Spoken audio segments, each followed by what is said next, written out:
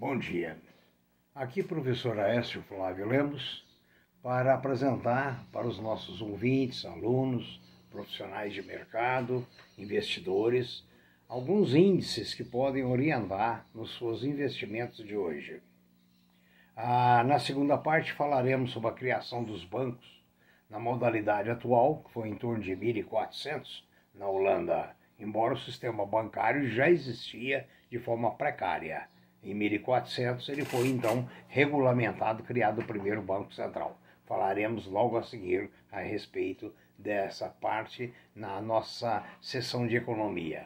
As bolsas asiáticas fecharam agora há pouco em baixa generalizada, todos os países. Na Europa, no momento, os índices estão mistos e onde tem alguma baixa, aliás, alguma alta, a alta é modesta. Os índices futuros nos Estados Unidos indicam que o mercado irá para baixo, tanto o S&P, Nasdaq, Russell e etc. No Brasil, a previsão ainda é de baixa, de reajuste, adaptação ao índice, à vista que subiu muito, como nos Estados Unidos também. O petróleo em Nova York opera no momento a $67,50, o tipo Brent. O dólar no Brasil fechou ontem a 5,33, tendência de baixa, presumindo eu que deve estar havendo uma entrada expressiva de dólares no Brasil, até porque não tem nenhuma justificativa para que o dólar valorize, o real valorize no Brasil. O ouro está operando a 1,767 em baixa, a prata a 25,98 em baixa também, e os outros metais duros em alta.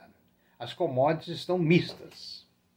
Alguns comentários que eu vou traçar hoje são, por exemplo, a Vale do Rio Doce.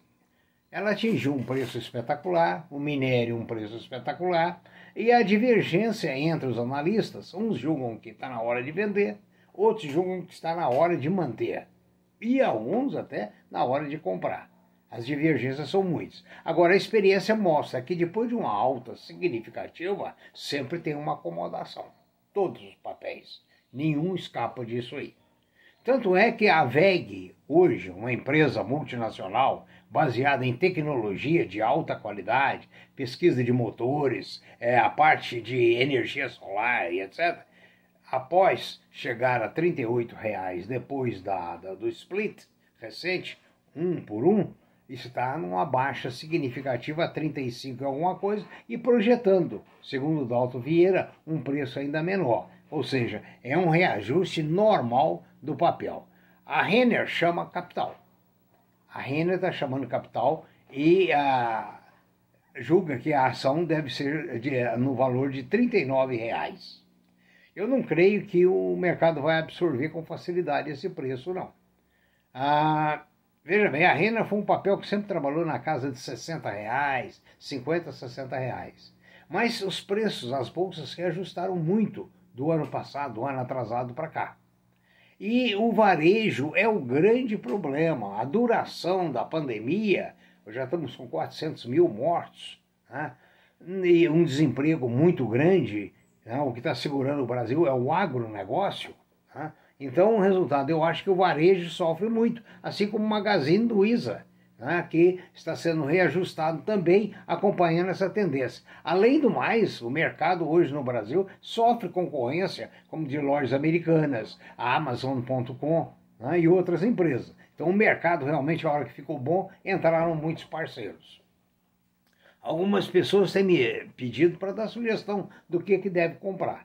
Eu comentei aqui sobre alguns papéis, no caso hoje aqui a Vale, a WEG, e eu sugiro que vocês recorram sempre ao Dalton Vieira, da DV Invest, patrocínio da XP e da Blue Trade, que apresenta diariamente a análise técnica de diversos papéis, do índice, mini índice, do dólar e etc.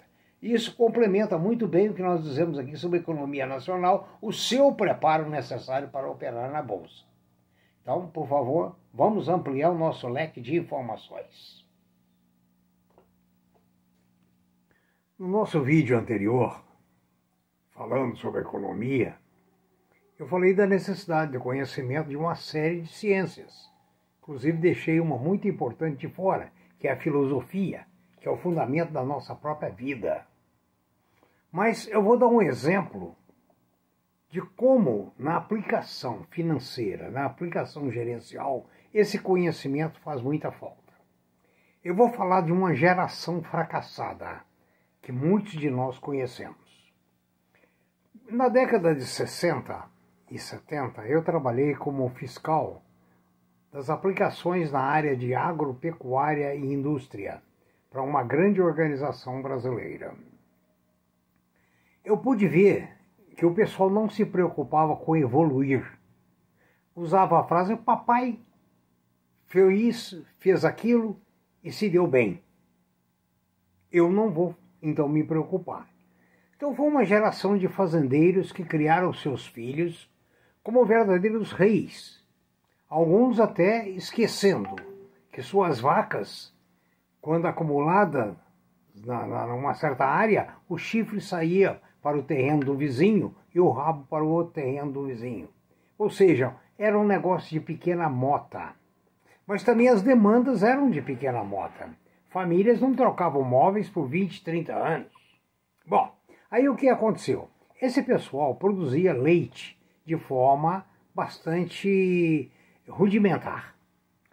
Eu me lembro que uma vaca que produzia 4, 5 litros de leite era considerada boa. Hoje, para vocês terem uma noção, é aquela que produz 40, 50 litros. Pequena diferença.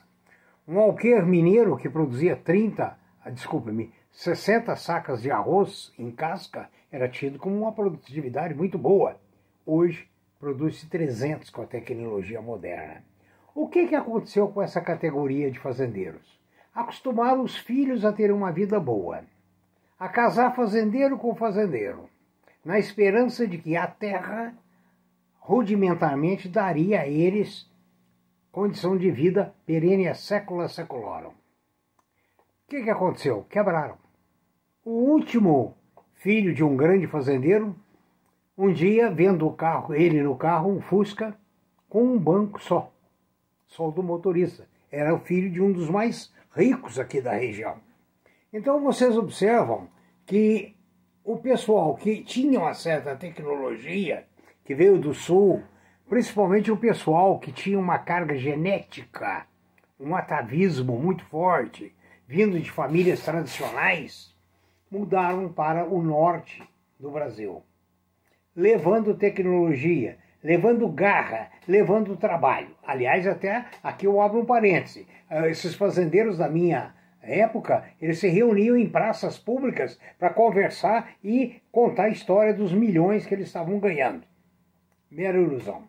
Né?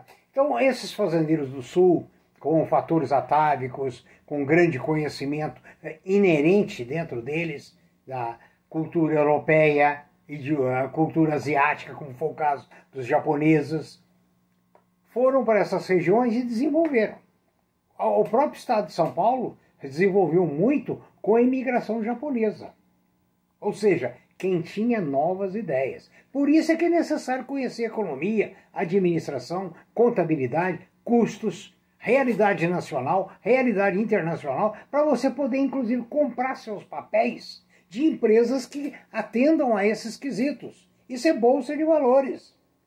Se você for comprar na base da indicação de terceiros, só indicação, você vai provavelmente fracassar.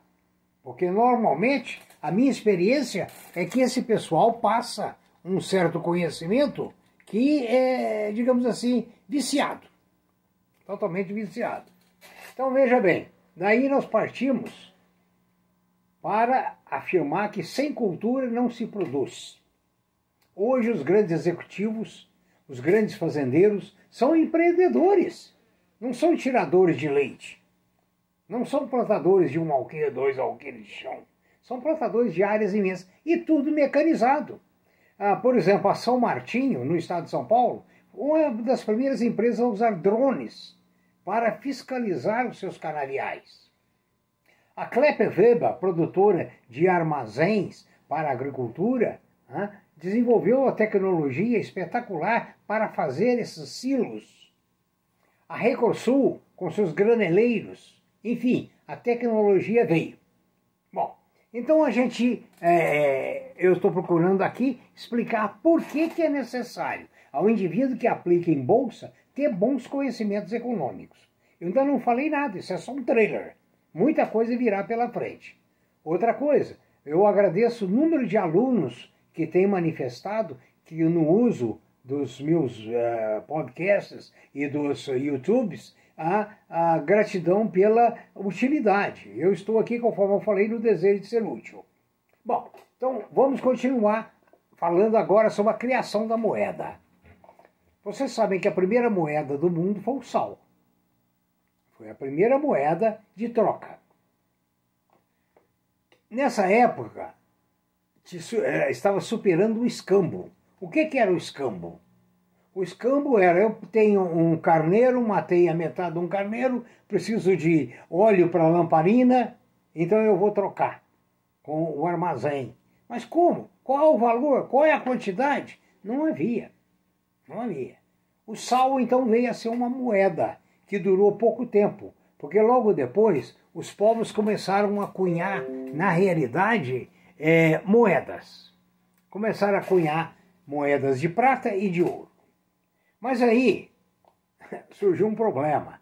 As empresas que cunhavam não eram de confiança. Então misturavam metais não nobres com metais nobres. Aí na Holanda, lá pelo ano 1400, lá pelo ano 400, qualquer coisa assim, né, criou o Banco Central, o banco para regulamentar as moedas. Então surgiu o primeiro Banco Central na época. E ele fazia então o controle da moeda. O que hoje, engraçado, o que está acontecendo com a moeda hoje? Hoje nós temos 5.048 criptomoedas. Quem fiscaliza? Quem? Quem pode dizer que essa moeda é boa ou que essa moeda é ruim? Por que essa moeda dá 100% de lucro ao ano? Não tem negócio que dê isso ao ano de lucro. Ou 30 ou 40 também não tem. Os lucros são modestos. Vamos agora falar sobre títulos imobiliários. Hoje, diversas empresas oferecem títulos imobiliários que rendem aluguéis, ou seja, esses fundos compram imóveis, alugam esses imóveis e dividem esse aluguel com os compradores dos títulos. Como os títulos são, inclusive, isentos de imposto de renda, se torna bastante interessante essa aplicação. Mas é perigosa. Por quê? Você hoje vai aplicar em shopping centers. O que está acontecendo com os shopping centers? Com o ritmo da vacinação brasileira, lenta como está, os shoppings não retomam com potencialidade. Depois você tem que lembrar uma outra coisa. O poder aquisitivo do povo, com elevado índice de desemprego, faz com que a frequência aos shoppings seja menor. Ou seja, o Brasil tem um longo caminho para retornar, né, a essa produtividade. E isso são palavras do Bank of America. Ou seja, o consumo brasileiro limita a recuperação econômica. E nessa recuperação, os títulos, então, você tem que escolher aqueles imobiliários que têm galpões logísticos, aqueles que têm imóveis para depósitos, enfim, aqueles que realmente têm ocupação. Por quê? Surgiu um outro lado. Com o e-commerce, com o comércio pela internet, passou a ter necessidade de grandes armazéns em locais isolados, porque não precisa ter o armazém na praça. O armazém é lá longe, ele vai embalar, ele vai expedir a mercadoria, feito o pedido pela internet. Então veja bem a mudança na economia. Aí eu quero chegar. Olha bem como é que esses 2, 3 anos está mudando tudo. O home office, o escritório em casa, a diminuição de ocupação de espaços nobres nas grandes cidades reflete nos títulos imobiliários. Essa mudança toda deste comportamento do consumidor digamos, economicamente é uma reviravolta. Então, ao comprar títulos imobiliários, cuidado, não vá na propaganda. Eu recebo 8, 10 propagandas por dia de títulos novos, títulos velhos, lançados no mercado. É preciso analisar a rentabilidade de cada um. a taxa de retorno de cada um. Eu digo para você, compra 5 unidades de cada um e vê o retorno depois de 1, 2, 3 meses. 1, 2 não, 1 não, 3 meses, coisa assim. Para encerrar a semana, desejo a todos um belíssimo final de semana. Mais uma vez esclareço que o primeiro banco central oficial foi criado em torno de 1400. Antes, o sistema financeiro era, na verdade, uma grande bagunça. Essa regulamentação a partir da Holanda é que permitiu a organização do sistema financeiro mundial. Tenham todos um bom dia, uma boa semana e aproveite para rever nossos vídeos, os vídeos do Dalton e assim sucessivamente, para aperfeiçoar sua capacidade de trabalhar na Bolsa e um melhor conhecimento de economia, administração e áreas pertinentes. Muito obrigado.